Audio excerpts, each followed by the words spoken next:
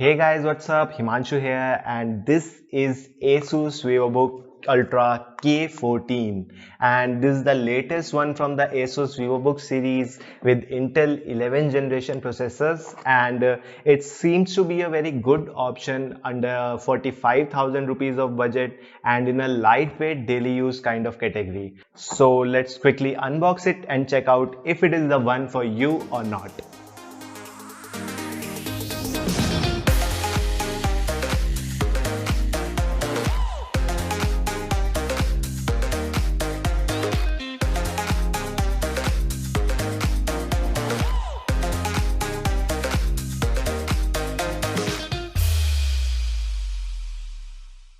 I see a very good quality product here, and the metallic finish gives it a very premium kind of look. Also, it is very thin and lightweight, 1.4 kgs to be exact, so you'll not be having trouble keeping this in your backpack. So let's check out the look outside. We get a Asus Vivobook branding on the top, very shiny. Then on the bottom we have 4 rubber pads, out of which 2 of these rubber pads on the back are a little big, which will help to increase the airflow to keep the laptop cool. Also, we have 2 bottom firing speakers on the front here. Then talking about the ports, we have an HDMI 1.4, one USB 2.0, one USB Type-C and a headphone jack on one side, and then two USB 2.0 and a micro SD card slot on other side with two LED lights for charging and power. We get a micro SD card slot here instead of a full size SD card slot. So if you are a DSLR user and you used to transfer your files from full size SD card to the laptop, it can be really annoying using the adapter every time. Then talking about the specifications, we get an Intel Core i3 11th generation 1115 G4 processor in this with 8 GB of DDR4 RAM with 512 GB of NVMe SSD, which is upgradable, as in this you get an extra M.2 NVMe slot, so just in case after some time you want to increase your storage, you can do it, which is just great. And on the connectivity part, you get a latest Wi-Fi 6 and Bluetooth 5.02. So let's open it. Turns out you cannot open it with one hand, but that is the same case with every other laptop in this budget. Looks very premium. We get minimum bezels on the screen. I like this silver finish on the keyboard with highlighted enter button too. We get a sound by Harman Kardon branding on the right because we have the audio tuned by the great Harman Kardon in this, which we'll test later in this video. Now let's turn it on and check the boot speed.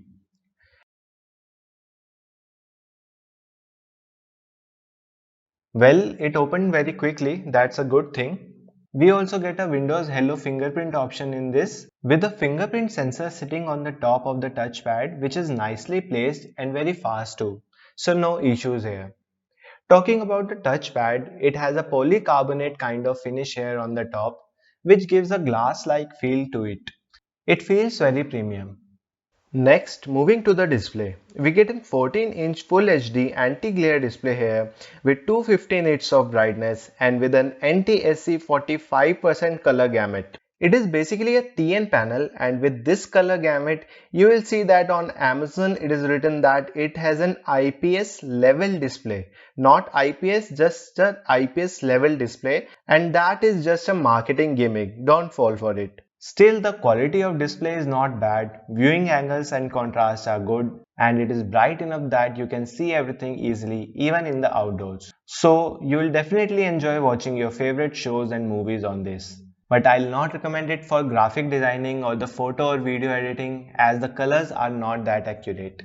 And about the speakers, I told you before, these are tuned by Harman Kardon. And when I say tuned by Harman Kardon, I mean the hardware is not from Harman Kardon, it is from a company named Ice Power.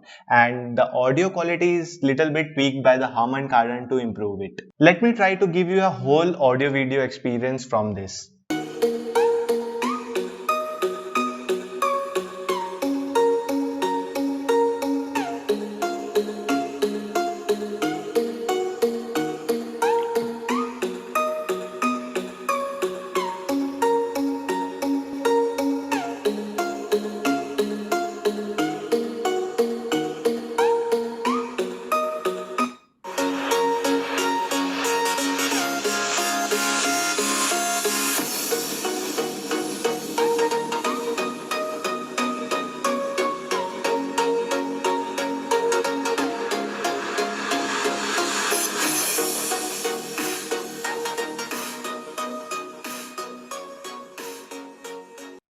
Next, talking about the inbuilt camera, we get a 720p HD camera with a AI noise cancelling microphone.